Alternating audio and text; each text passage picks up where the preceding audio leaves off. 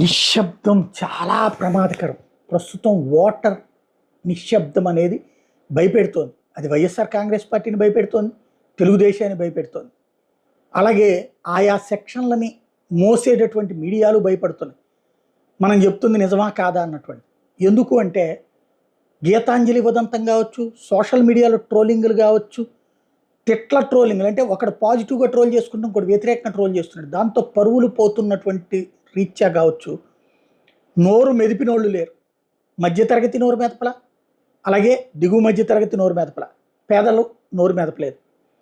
కేవలం రాజకీయ పార్టీల కార్యకర్తలు అభిమానుల లెక్కలు తప్పించి ఓటేసి వచ్చినటువంటి ఎవరైతే అసలైనటువంటి వాళ్ళు ఉన్నారో, అంటే non political batch, non political people, రాజకీయాలకు అతీతమైనటువంటి ప్రజలు ఏ ఒక్కళ్ళు నోరు మెదపట్ల. ఈవెన్ ఇళ్లల్లో కూడా నోరు మెదపట్ల.